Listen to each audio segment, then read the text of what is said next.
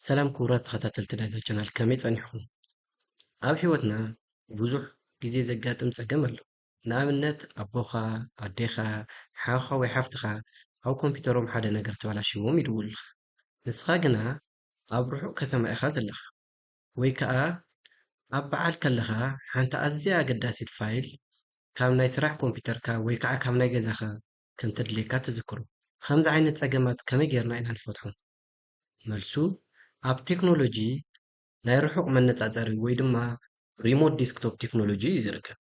እዚ ማለት ኣብ ዝኾነ ቦታ ኮይንካ ንኻሊእ ኮምፒተር ወይ ሞባይል ከም ናትካ ጌርካ ክትቆፃፀራ ትኽእል ኢኻ።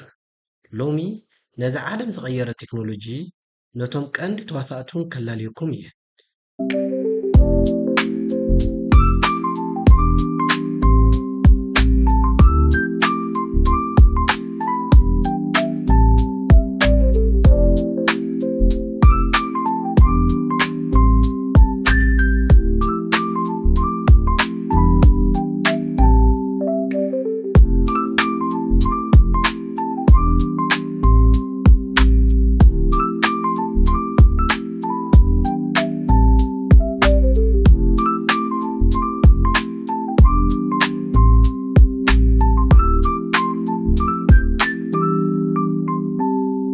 ሕራይ እምበኣርከስ ቅድሚ ናብተን ኣፕሊኬሽናት ምእታውና እዚ ቴክኖሎጂ ማለት እውን ሪሞት ቴክኖሎጂ ክንደየናይ ጠቓሚ ምዃኑ ንርአ እስቲ።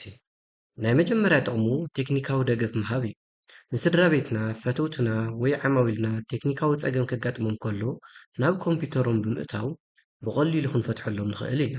እዚ ክንብል ከለና ግን ብኣካል ምኻድ ከይኮነስ ኣብቲ ዘለናዮ ቦታ ኮይና ብንጥቀመሉ ዝኾነ ዓይነት ኤሌክትሮኒክ ዲቫይስ ማለት እውን ወይ ስልኪ ክኸውን ይኽእል ወይ ኮምፒተር ናይ ሰብ ክኸውን ይኽእል ተጠቒምና ብሪሞትሊ ኣክሰስ ክንገብሮ ንኽእል ኢና።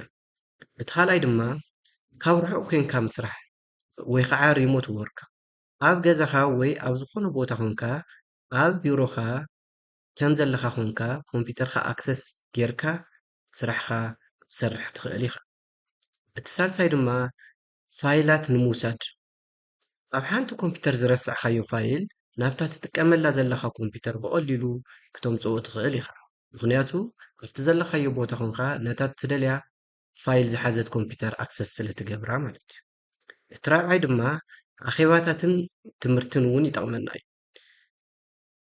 ስክሪንካ ንኻልኦት ሼር ብምግባር ኣቀራርባኻ ማለት እውን ፕረዘንቴሽን ክተቐርብ ወይ ከዓ ትምህርቲ ክትህብ ትኽእል ኢኻ። ሕጂ ናብቶም ቀንዲ ተዋሳእቲ ናይዚ ቴክኖሎጂ ዝኾኑ ኣፕሊኬሽናት ንሽቀር።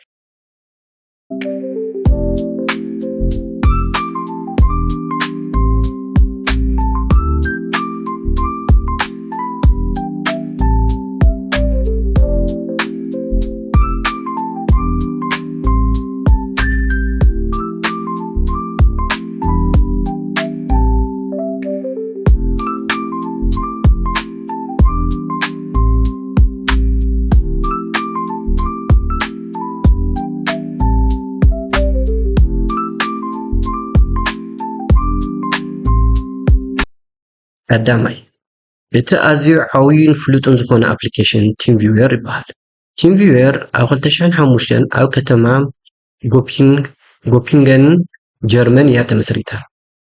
እቲ ቀንዲ ዕላማ ምስረታ ሰራሕተኛታት ናብ ዓማዊል ዝገብርዎ ዝነበረ መገሻታት ንምንካይ ከም ሶፍትዌር ምፅዓንን ዝኣመሰሉ ነገራት ካብ ርሑቕ ኮይኖም ተሰላስሉ ንምኽኣል እዩ ነይሩ። ኣጠቓቕማ ቲምቪወር ዝያዳ ሰፊሕ ናይ ትካላት ደረጃ ዘለዎ ኣገልግሎት እዩ። ንዓበይቲ ትካላት ዝኸውን ናይ ዩዘር ማኔጅመንት ዝበለፀ ውሕስነት ምስ ካልኦት ናይ ስራሕ ፕሮግራማት ናይ ምርካብ ዓቕምን ኣለዎ። ቲምቪወር ብኢንድ ቱ ኢንድ ኢንክሪፕሽን ዝተባሃለ ቴክኖሎጂ ስለ ዝጥቀም ዳታኹም ንኸይስረቕ ይከላኸለልኩም።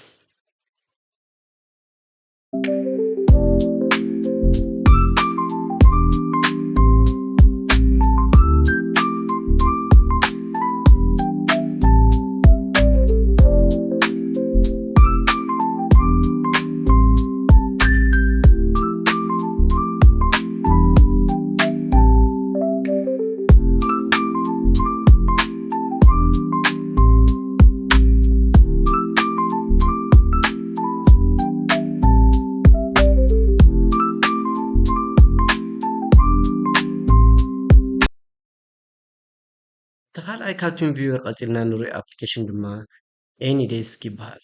ኤኒዴስክ ኣዝዩ ቅልጡፍ ኣፕሊኬሽን እዩ። ኤኒዴስክ ብ2014 ኣብ ጀርመን ብኩባንያ ኤኒዴስክ ሶፍትዌር እዩ ተመስሪቱ። እዚ ኩባንያ ብናይ መጀመርያ ሰራሕተኛታት ቲምቪወር እያ ተመስሪታ ነይራ። ዕላምኦም ድማ ካብ ቲምቪወር ዝቐልጠፈን ዝፈኾሰን ሶፍትዌር ንምፍጣር እዩ ነይሩ። ኣጠቓቕማ ኤኒዴስክ ብፍላይ ኣብ ትሑት ናይ ኢንተርኔት ፍጥነት ዘለዎም ቦታታት ብጽቡቕ ብቕዓቱ ይፍለጥ።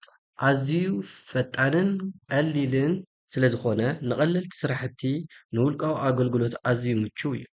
ንሱ ድማ ከም ቲምቪወር ብቲኤልኤስ 1.2 ዝተባህለ ናይ ባንኪ ደረጃ ዘለዎ ውሕስነት ቴክኖሎጂ ንዳታና ይከላኸለልና።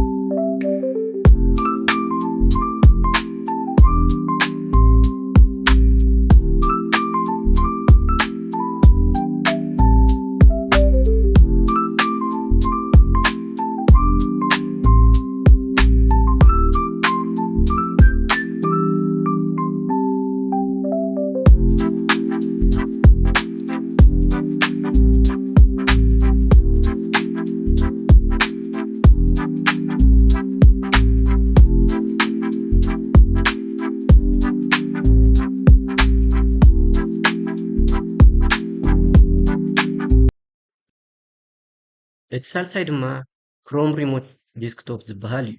እዚ ናይ ጉግል ፍርያት ኮይኑ ሙሉእ ብሙሉእ ብነፃ እዩ። ዝኾነ ክሮም ብራውዘር ዘለዎ ሰብ ብቐሊሉ ክጥቀመሉ ይኽእል። ንውልቃዊ ኣገልግሎትን ቀለልቲ ስራሕትን እውን ኣዝዩ ጽቡቕ እዩ።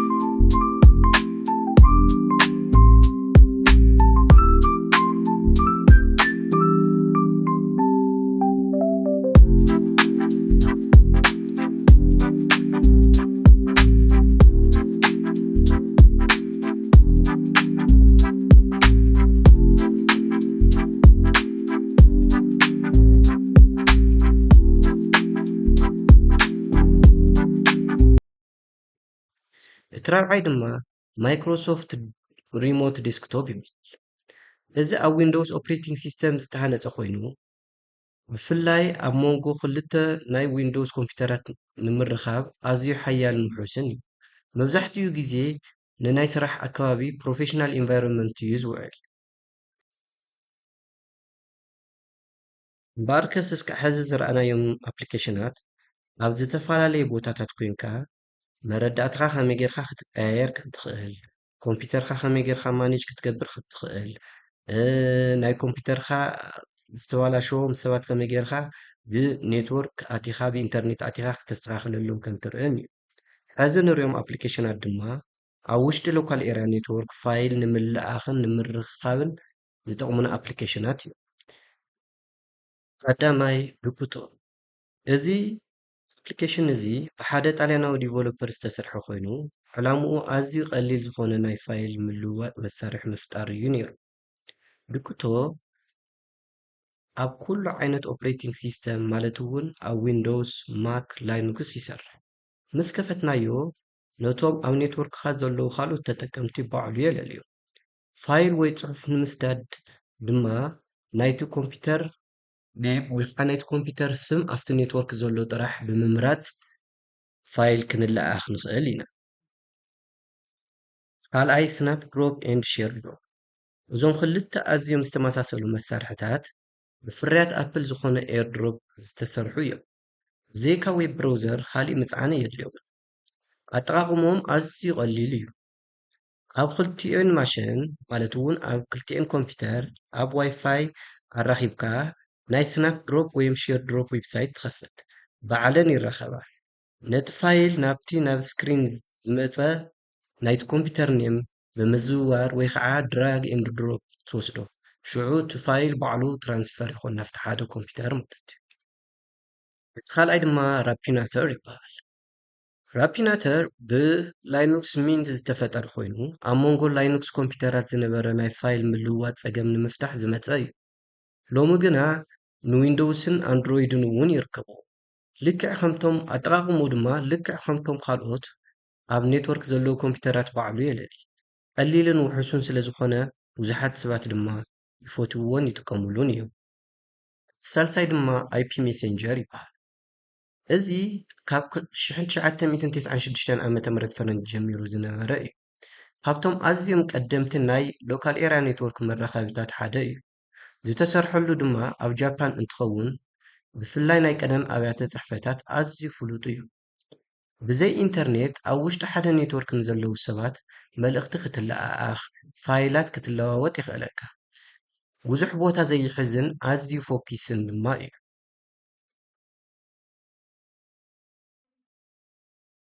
ነዞም ዝጠቐስናዮም ፕሮግራማት ኩሎም ሕድሕድ ነፍሲ ወከፍ ኣፕሊኬሽን እንታይ ከም ዝኽእልን እንታይ ድሩትነት ከም ዘለዎም ድማ ክንርኢ ኢና ብንሪእየሉ ረቑሒ ግን ኣብ ሎካል ኤርያ ኔትወርክ ይሰርሕ ድዩ ኣይሰርሕን ኣብ ርሑቕ ኮንካ ብኢንተርኔት ንምቁፅፃር እቲ ኣፕሊኬሽን ይጠቕመና ድዩ ኣይጠቕመናን ፋይል ንምልኣኽ ይጠቕመና ዶ ኣይጠቕመናን መልእኽቲ ንምልውዋጥ ይጠቕመና ዶ ኣይጠቕመናን ዝሰርሐሉ ኦፕሬቲንግ ሲስተም ማለት እውን ኣብ ዊንዶው ኣብ ማክ ኣብ ላይኑክስ ወይም ኣብ ኩሎም ወይም ከዓ ብዌብሳይት ይሰርሕ ድዩ ኣይሰርሕን ዝብሉን ካልኦቱን ክንርኢ ኢና ብሓባር ንፅንሕ ብቐዳምነት ንሪኦ ኣይፒ ሜሴንጀር እንትኸውን እዚ ኣፕሊኬሽን እዚ ኣብ ሎካል ኤርያ ኔትወርክ ማለት እውን ኣብ ሓደ ገዛ ዘለዋ ኔትወርክድ ኮምፒተራት ወይ ከዓ ኣብ ሓደ ቢሮ ዘለዋ ኔትወርክድ ኮምፒተራት ይሰርሕ እዩ ኣብ ርሑቕ ኮንካ ብኢንተርኔት ግን ኣይሰርሕን ካልኣይ ድማ ኣብተን ሎካል ኤርያ ኔትወርክ ዝበልናየን ግን ፋይል ክንለኣኸሉ ንኽእል መልእኽቲ እውን ቻት ክንገብረሉ ንኽእል ካብኡ ከዓ ዝሰርሐሉ ዓይነት ኦፕሬቲንግ ሲስተም ድማ ኣብ ዊንዶውስ ጥራሕ እዩ ብተቓራኒኡ ኤኒዴስክ ኣፕሊኬሽን ድማ ኣብ ሎካል ኤርያ ኔትወርክ ይሰርሕ እዩ ኣብ ርሑቕ ኮንካ እውን ብኢንተርኔት ፋይላት ክትለኣኸሉ መልእኽቲ እውን ቻት ክትገብረሉ ትኽእል ኢኻ ዝሰርሐሉ ኦፕሬቲንግ ሲስተም ድማ ኣብ ኩሉ ማለት እውን ኣብ ላይኑክስ ኣብ ማክ ኣብ ማይክሮሶፍት ዊንዶው ይሰርሕ እዩ ስለዚ ኤኒዴስክ ንእሽተይ ካብ ኣይፒ ሜሴንጀር ዝሐሸ ይመስለኒ እቲ ሳልሳይ ድማ ቲም ቪወር እንትኸውን ቲም ቪወር ደሞ ልክዕ ከም ኤኒዴስክ ኣብ ኩሉ ኣብ ሎካል ኤርያ ኔትወርክ ኣብ ኢንተርኔት ፋይል ንምቅያር ይኹን ቻት ንምግባር ኣብ ኩሉ ኦፕሬቲንግ ሲስተም ይሰርሕ እዩ እቲ ራብዓይ ድማ ሼር ድሮፕ እንትኸውን እዚኣቶም ሼር ድሮፕ ዱክቶ ራፒኔተር ስናፕ ድሮፕ ላን ኤክስቼንጅ ዝበልናዮም እዚኦም ብምልኦም ኣብ ሎካል ኤርያ ኔትወርክ ጥራሕ እምበር ኣብ ኢንተርኔት ክሰርሖ ይኽእሉ ነገር ግን ኣብ ሎካል ኤርያ ኔትወርክ ዳታ እውን ክንቀያየር ንኽእል ካልኣይ ከዓ ብኩሉ ዓይነት ፍሬምወርክ ማለት እውን ኣብ ኩሎም ኦፕሬቲንግ ሲስተም ላይኑክስ ዊንዶውስ ማክ ክሰርሐልና ይኽእሉ እዮም ብዌብ እውን ኣክሰስ ዝግበሩ እውን ኣለዉ ካብዚኣቶም ስናፕ ድሮፕ እና ሼር ድሮፕ ዌብሳይት እውን ኣክሰስ ክግበሩ ይኽእሉ እዮም ካልኦቶም ግን ኣብ ኦፕሬቲንግ ሲስተም ልክዕ ከም ኣፕሊኬሽን ፅዒና ክንጥቀመሎም ንኽእል ኢና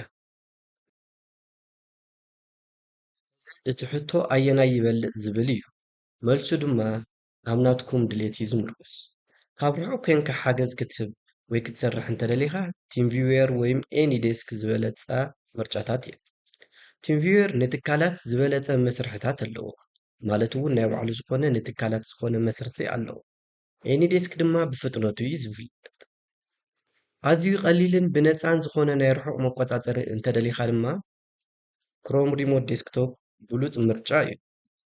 ኣብ ውሽጢ ሓደ ኔትወርክ ማለት እውን ሎካል ኤርያ ኔትወርክ ቀልጢፍካ ፋይል ክትሰድድ እንተደሊኻ ድማ ስናፕድሮፕ ዌብሳይት ወይም ድኩቶ ብምጽዓን ኣዝዮም ምቹዋት እዩ። ብፍላይ ኣብ ዊንዶውስ ከባቢ ትሰርሕ እንተኾይንካ ማይክሮሶፍት ሪሞት ዴስክቶፕ እቲ ባህርያዊ ምርጫ እዩ። ከምቲ ዝረኣናዮ ንዝተፈላለዩ ጸገማትና ዝፍትሑ ብዙሓት መሳርሕታት ኣለዉ። እቲ ቀንዲ ነገር ንዓኻ ዘድልየካ ዓላማ ብንጹር ምፍላጥ እዩ። እምበኣርከስ ክቡራት ተኸታተልትና ነዚ ቪድዮ እንድሕር ፈቲኹሞ ላይክ፣ ሼር ከምኡ'ውን ሰብስክራይብ ምግባር ንቻናልና ደግፍዋ። ንዝኾነ ሕቶ ወይ ርእይቶ ኣብ ታሕቲ ወይም ኣብ ኮሜንት ጸሓፉልና። ሰላም ቀኒዩ።